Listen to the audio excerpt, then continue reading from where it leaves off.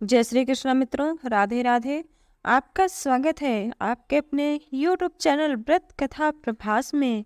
मित्रों, आज के इस वीडियो में आप माघ मास महात्म्य के 13वें अध्याय से लेकर 15वें अध्याय तक की परम पावन कथा को सुनेंगे। मित्रों, आज के इस परम पावन कथा के अंतर्गत आप जानेंगे कि विकुंडल अपने कौन से पुण्य के प्रभाव से अपने भाई को नरक से छुटकारा दिलाता है। मित्रों, ये परम पावन कथा श्रवण करने मात्र से मनुष्य को 1000 गौओं के दान कितना फल की प्राप्ति होती है। तो मित्रों, चलिए एक बार प्रेम से भगवान श्री हरि विष्णु के परम पावन स्वरूप का ध्यान करते हुए एवं उनके श्री चरणों को प्रणाम करते हुए आज की ये परम पावन कथा को शुरू करते हैं। यदि आपने इसके पहले के अध्याय की कथा को नहीं सुना तो डिस्क्रिप्शन बॉक्स में लिंक दिया गया है, अवश्य जाकर सुनिए। यदि आपको ये कथा अच्छी लगे तो कथा को एक लाइक अवश्य करिए और ऐसी और कथाओं के लिए मेरे चैनल को सब्सक्राइब कर बेल आइकॉन दबाना न भूलें। विकुंडल कहने लगा कि ये यमदूत, तुम्हारे वचनों से मेरा मन अत्यंत प्रसन्न हुआ है, क्योंकि सज्जनों के वचन सदैव गंगा जल के सदृश पापों का नाश करने वाले होते हैं।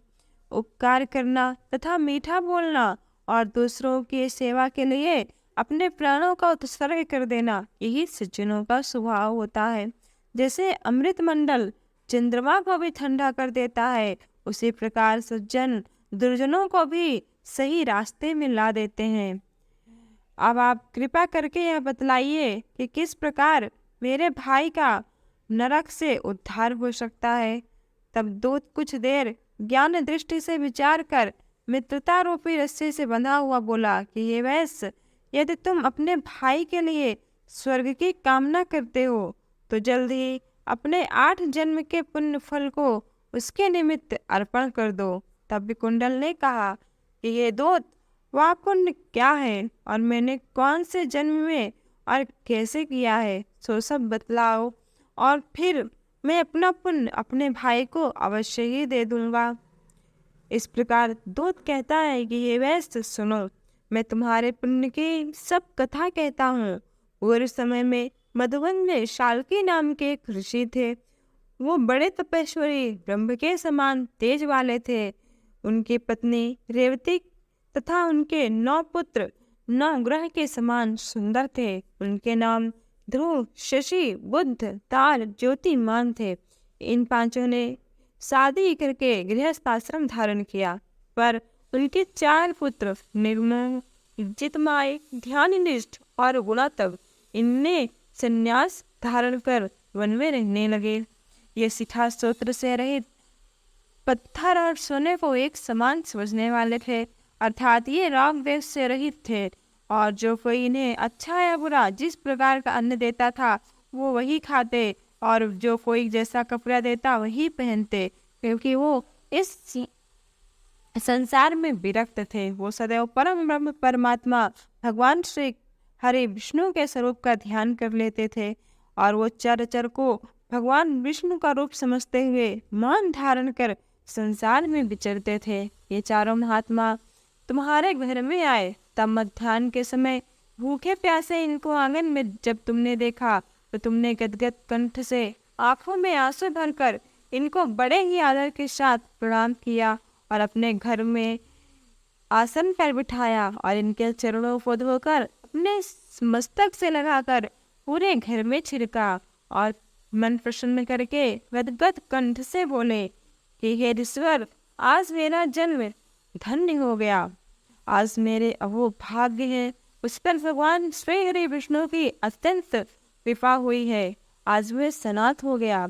आज मेरे माता पिता, पत्नी, पुत्र, गौ और मेरे घर के सभी प्राणी आज धन्य हो गए हैं, क्योंकि आज मैंने भगवान श्री हरि विष्णु के समान ऋषियों के दर्शन किए। सो हे वैश्य, इस प्रकार तुमने श्रद्धा से उनका पूजन किया और चरण धोकर जल को मस्तक से लगाया, और फिर विधि पूर्वक इनका पूजन करके तुमने इन सन्यासियों को भोजन कराया। इन सन्यासियों ने भोजन करके रात को तुम्हारे घर में विश्राम किया और ब्रह्मा के ध्यान में लीन हो गए। इन सन्यासियों के सत्कार से जब पुण्य तुमको मिला, सो मैं भी कहने में असमर्थ हूँ, क्योंकि सब भूतों में प्राणी श्रेष्ठ है। प्राणियों में बुद्धि वालों में मनुष्य, मनुष्य में ब्राह्मण, विद्वानों में पुण्यात्मा और पुण्यात्मा में ब्रह्मज्ञानी सर्वश्रेष्ठ है। ऐसी संगति से बड़े बड़े से पाप नष्ट हो जाते हैं। यदि ये पुण्य तुम अपने भाई को अर्पण कर दो तो तुम्हारा भाई शीघ्र ही नरक से छूट जाएगा।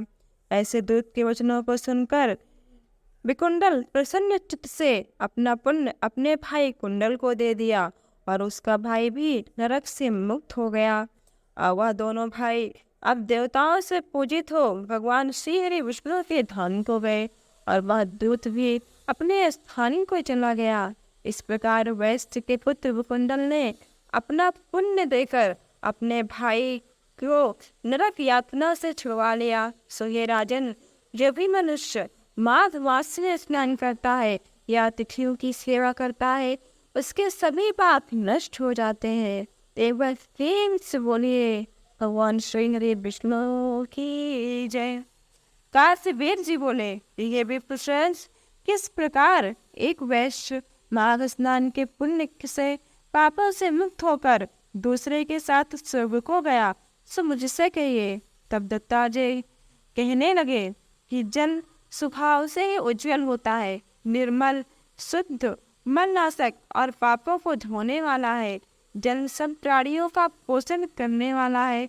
ऐसा वेदों ने कहा है कि मकर के सूर्य माघ मास में गौ और माघ मास में एक अंजुल जल यानी कि गौ के पैर डूबने योग्य जल से भी अगर मनुष्य स्नान करता है तो वह स्वर्ग को प्राप्त होता है। यदि मनुष्य 1 महीना पूरा स्नान करने में असमर्थ हो तो उस मनुष्य को 3 दिन अवश्य स्नान करना चाहिए। जो व्यक्ति थोड़ा ही दान करे वह भी माघ मास में दान करने के प्रभाव से धनी और दीर्घायु होता है। जो मनुष्य माघ मास में 5 दिन स्नान करता है वह चंद्रमा के सदृश शोभायमान होता है। इसलिए अपना सुख चाहने वाले मनुष्य को घर के बाहर स्नान करना चाहिए।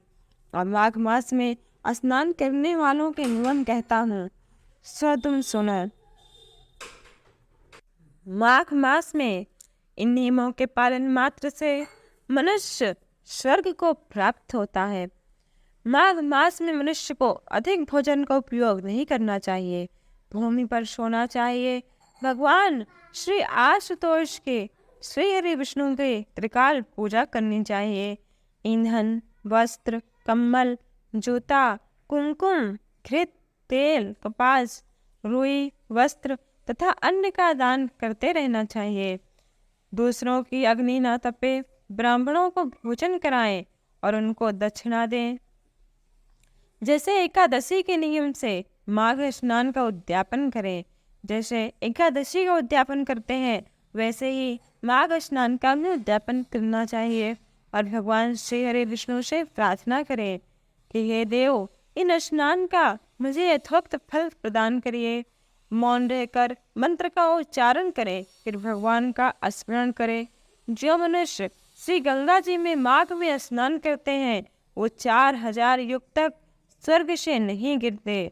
जो कोई माघ मास में गंगा और यमुना का स्नान करता है वह प्रतिदिन कपिला गौ के दान का फल प्राप्त करता है। तो एक बार प्रेम से बोलिए माघ स्नान की जय, गंगा मैया की जय। दत्तात्रेय जी कहने लगे कि हे राजन, प्रजापति ने पापों के नाश के लिए प्रयाग तीर्थ की रचना की। गंगा जी जो श्वेत वस्त्र की हैं और यमुना जी जो काले रंग की हैं। और गंगा यमुना के जलधारा में स्नान का महात्म क्या है वो आज मैं तुमसे भिन्न प्रकार कहता हूँ, मन लगाकर सुनो। जो मनुष्य माघ मास में संगम में स्नान करता है वह कभी गर्भ योनि में नहीं आता। भगवान विष्णु की दुर्गम माया माघ में प्रयाग तीर्थ पर सब नष्ट कर देती है। माघ मास में प्रयाग में स्नान करने से मनुष्य अच्छे सुख को भोग कर ब्रह्मलोक को प्राप्त होता है।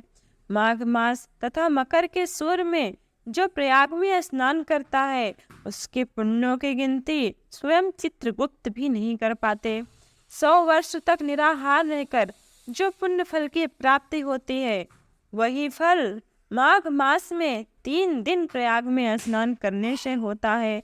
जो फल 100 वर्षों तक योगाभ्यास करने से मिलता है, जैसे सर्प पुराने केचली को छोड़कर नया रूप ग्रहण कर लेता है, वैसे ही माघ मास में स्नान करने से मनुष्य पापों को छोड़कर स्वर्ग को प्राप्त होता है। परंतु गंगा यमुना के संगम में स्नान करने से हजारों गुना फल की प्राप्ति होती है। हे राजन, जिसको अमृत कहते हैं वही यह त्रिवेणी है।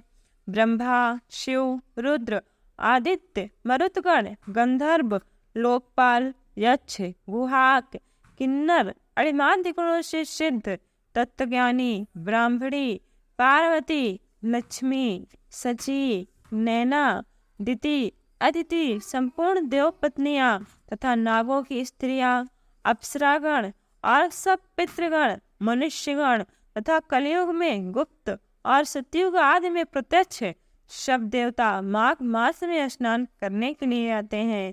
अर्थात माघ मास में देवलोक से लेकर ब्रह्मांड की समस्त प्राणी मात्र, देव, धनुष, नागर सभी माघ मास में स्नान करते हैं। इन दिनों माघ मास में प्रयाग में स्नान करने से जो फल मिलता है वह स्वयं शेष नाग भी नहीं कह सकते, तो मनुष्य की क्या शक्ति है। हजारों अश्वमेध यज्ञ करने से भी वो फल की प्राप्ति नहीं होती। पूर्व समय में कांचन मालिनी ने इस स्नान का फल राक्षस को दे दिया तो वह राक्षस भी पाप मुक्त हो गया था। एक बार प्रेम से बोलिए माघ महात्म की जय। अब हम माघ मास के 16वें अध्याय की कथा को कल के वीडियो में सुनेंगे। यदि आपको ये कथा अच्छी लगी हो तो वीडियो को एक लाइक अवश्य करें और ऐसी और कथाओं के लिए मेरे चैनल को सब्सक्राइब कर बेल आइकॉन दबाना ना भूलें।